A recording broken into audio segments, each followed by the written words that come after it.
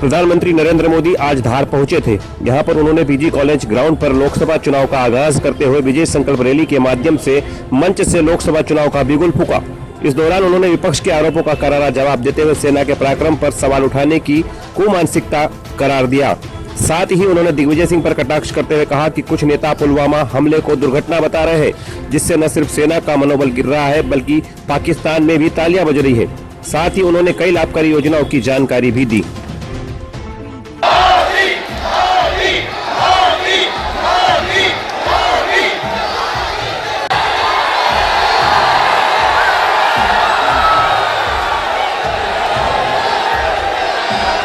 सर्वोपरि हो, सिर्फ अपना परिवार का हित नहीं, भारतीय जनता पार्टी की सरकार के लिए व्यक्ति से बड़ा दल और दल से बड़ा देश है। हमारे लिए भारत से बड़ा भारत है, इसलिए हर फैसला सिर्फ और सिर्फ देश हित में रखकर लिया जा रहा। देश की सुरक्षा हो या फिर गरीब का कल्याण, हर क्षेत्र में हमारी सरकार पूरी ईमानदारी से काम कर रही है। गरीबों को 5 लाख रुपए तक का मुफ्त इलाज सुनिश्चित करने वाली दुनिया की सबसे बड़ी स्कीम आयुष्मान भारत योजना हमारी सरकार ने लागू की है। देश के इतिहास में पहली बार हर गरीब को मुफ्त में गैस सिलेंडर देने की योजना आज देश के कोने कोने में पहुंच चुकी है। आपसे 3 जयकारा बुलवाऊंगा। भारत माता की जय का जयकार, और इतनी पूरी ताकत से बोलना है कि सीमा पर हमारा जो जवान तैनात है उसको भी लगे कि हार का बच्चा बच्चा उसके साथ।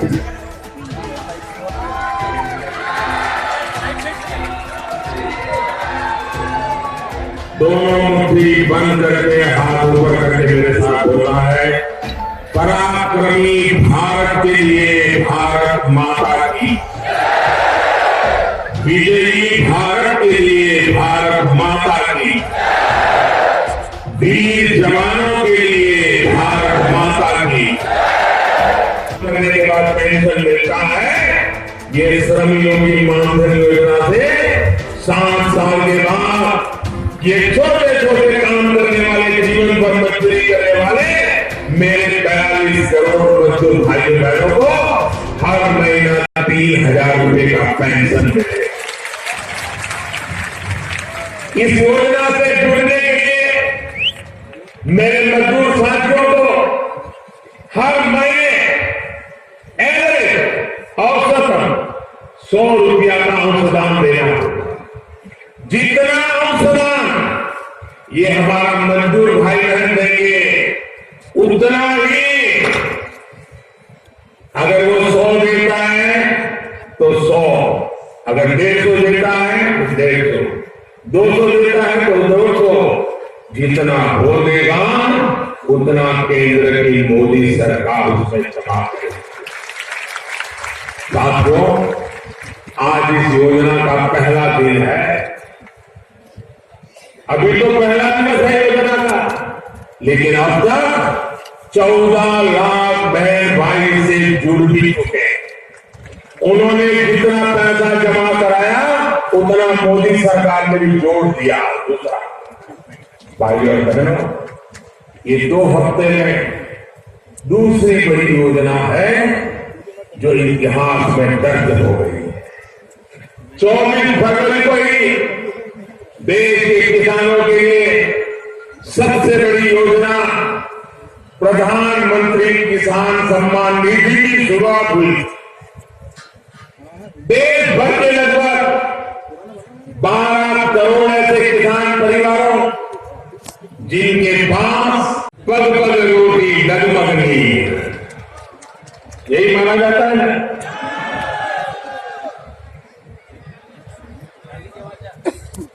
देश की आजादी के लिए अपना सर्वस्व न्यौछावर करने वाले जनजातीय नायकों की भूमि, क्रांतिवीर चंद्रशेखर आजाद, ऐसे वीरों को जन्म देने वाली भूमि, भारतीय जनता पार्टी के तपस्वी नेता कुशाभाऊ ठाकरे जैसे महामनीषियों को जन्म देने वाली धरती, ऐसी मालवा की धरती, धार की नगरी को मैं प्रणाम करता हूं। आप सबको मैं नमन करता हूं। साथियों, आज सुबह ही इन महाशय ने पुलवामा में हुए आतंकी हमले को दुर्घटना करार दिया है, यानी एक्सीडेंट है ऐसा कहा, यानी एक हादसा जो बस हो गया। देशवासी समझ लें, ये ऐसे ही नहीं बोले हैं, ये इनकी मानसिकता है, ये इनकी रगों में पड़ा हुआ है। आतंकियों को बचाने के लिए, उनका पक्ष लेने के लिए अब ये उनके द्वारा किए गए हमले को सिर्फ एक हादसा बता रहे हैं। आप मुझे बताइए, क्या पुलवामा में जो हुआ वो हादसा था क्या? एक्सीडेंट था क्या? क्या ये आतंकी हमले की राक्षसी कृत्य की गंभीरता को कम करने की कोशिश है कि नहीं है? साथियों, नामदार परिवार के ये वही खास सिपाही सालार हैं जिन्हें आतंक को बढ़ावा देने वाले अब शांति दूत नजर आने लगे। ये वही महोदय हैं जिनको दुनिया का सबसे बड़ा आतंकी ओसामा बिन लादेन शांति दूत लगता था। यही वो महाशय है जिन्होंने मुंबई के दर्दनाक आतंकी हमले में भी पाकिस्तान को क्लीन चिट दे दी थी और जांच की दिशा को भी भटकाने का प्रयास किया था। साथियों, मत भूलिए, दिल्ली के बाटला हाउस में जब आतंकियों का एनकाउंटर हुआ था तो ऐसे ही एक और राज दरबारी ने दुनिया को बताया था कि आतंकी की मौत पर तब रिमोट कंट्रोल से सरकार चलाने वालों के आंसू थम नहीं रहे थे। ये कौन थे जिनके आंसू रुकते नहीं थे भाई? आतंकियों पर जिसके आंसू रुकते नहीं थे कौन थे? क्या ऐसी कांग्रेस से हम उम्मीद कर सकते हैं कि वो आतंक के खिलाफ कार्रवाई करेंगे? क्या ऐसी कांग्रेस से हम उम्मीद कर सकते हैं कि वो आतंक के सरपरस्तों को खत्म करेगी? संभव है उनसे? ये कांग्रेस कर सकती है? उनमें दम है, मौका है, इरादा है? कौन कर सकता है? कौन कर सकता है? आतंकवादियों का मुकाबला कौन कर सकता है? आतंकवादियों का खात्मा कौन से कर सकता है? मोदी नहीं, 125 करोड़ देशवासी कर सकते हैं दोस्तों। ये ताकत हिंदुस्तान में है। आपको जानता है, विधानसभा चुनाव के दौरान पड़ोस में अलीराजपुराना हुआ था और आज आप सबूत के बीच धार की धरती पर आने का सौभाग्य प्राप्त हुआ। साथियों, पहले मुझे 16 फरवरी को धार आना था, लेकिन पुलवामा में आतंकी हमले के कारण वो कार्यक्रम टल गया था। आज ऐसे समय में आप सभी के बीच आया हूं जब उस हमले का मुंह तोड़ जवाब हमारी वायुसेना द्वारा आतंकियों के घर में घुस करके दिया जा चुका है। भारत ने अब आतंकियों और आतंक के सरपरस्तों को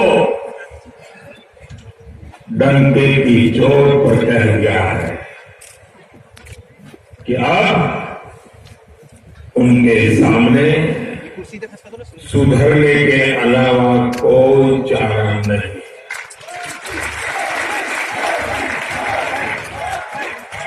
और अगर वो फिर भी नहीं सुधरेंगे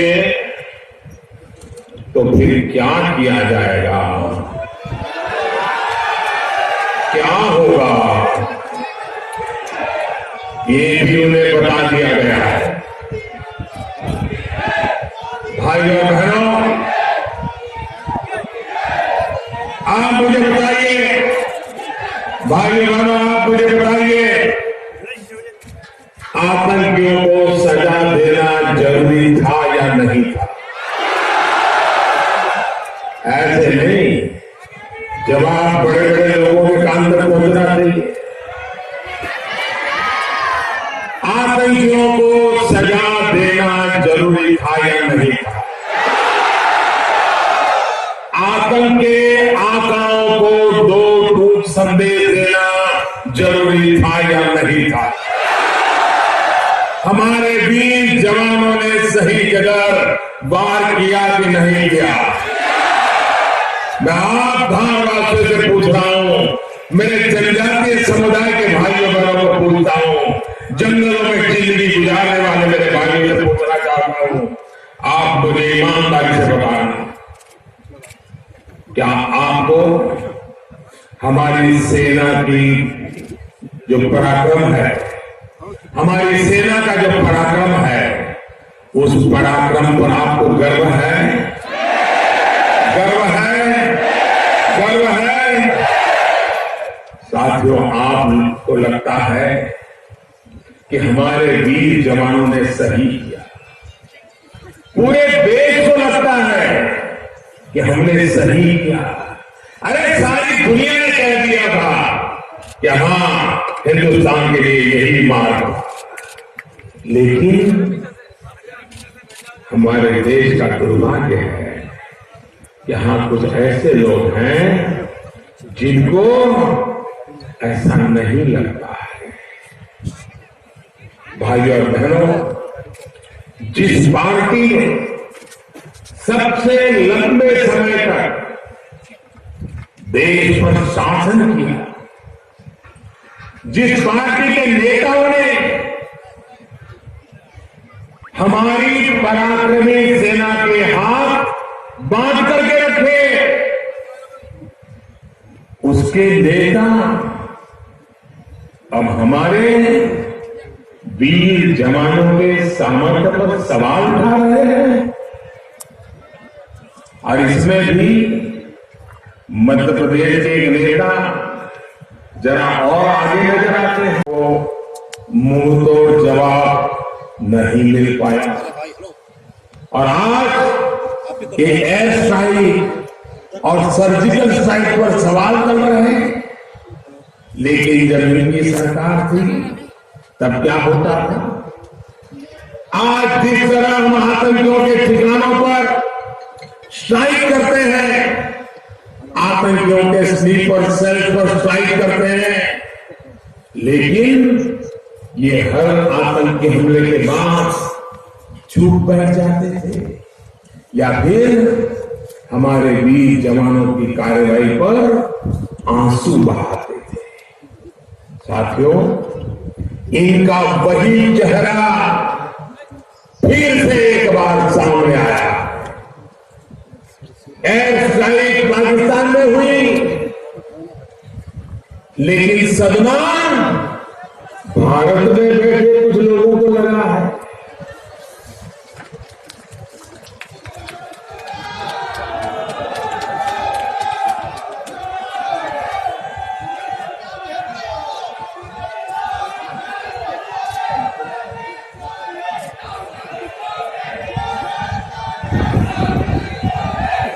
विपक्ष के लोगों का चेहरा देखिए, पिछले एक हफ्ते से ऐसे मुंह लटकाए हुए हैं मानो दुखों का पहाड़ टूट पड़ा हो। भारत भर में महामिलावट करने वाले लोग अब अंतर्राष्ट्रीय महामिलावट करने में लगे हैं। सिर्फ अपने राजनीतिक स्वार्थ के लिए पाकिस्तान के साथ मिलकर महामिलावट कर रहे हैं। यहां ये लोग मोदी को गाली देते हैं और वहां पाकिस्तान में इनके लिए तालियां बजती हैं। वहां के अखबारों में हेडलाइंस इनके बयानों से भरी पड़ी है। वहां के टीवी चैनलों पर इनके ही चेहरे दिखाई पड़ते हैं। एक प्रकार से देखें तो आजकल ये महामिलावटी लोग पाकिस्तान के पोस्टर बॉय बन गए हैं। साथियों, आपने देखा होगा कि जब एयर स्ट्राइक के बाद पाकिस्तान की बोलती बंद हो गई, पूरे विश्व में अलग थलग पड़ गया, तो उसकी इज्जत बचाने के लिए ये महामिलावटी लोग सामने आ गए। कोई सबूत मांगने लगा तो कोई आतंकियों की लाशों की संख्या पूछने लगा, और तो और ये लोग पाकिस्तान को ही शांति का दूत बताने लगे हैं। वीर जी हाथ छोड़ो। आपने देखा होगा क्या कर रहे हैं यह अंतर्राष्ट्रीय महामिलावट एक सुर में राग आलाप रही है। एक तरफ देश भर में देश को प्यार करने वाले लोग एक हो रहे हैं, तो दूसरी तरफ मोदी की नफरत में सारे मिलावटी लोग चूं कर रहे हैं। भारत के बाहर भी सहारा ढूंढ रहे हैं। आज जब आतंकवाद के खिलाफ निर्णायक लड़ाई, आतंकवाद के खिलाफ निर्णायक लड़ाई में देश एक मन हो रहा है, तब ये लोग देश को भ्रमित कर इस लड़ाई को कमजोर करना चाहते हैं। आज जब हमारी सेना का पराक्रम पूरा विश्व मान रहा है, तो ये लोग सेना से ही सबूत मांगकर सेना का मनोबल तोड़ने का प्रयास कर रहे हैं। आज जब पूरा विश्व भारत के साथ खड़ा है, तब यह अलग अलग प्रश्न खड़े कर भारत की स्थिति को कमजोर करने का हीन प्रयास कर रहे हैं।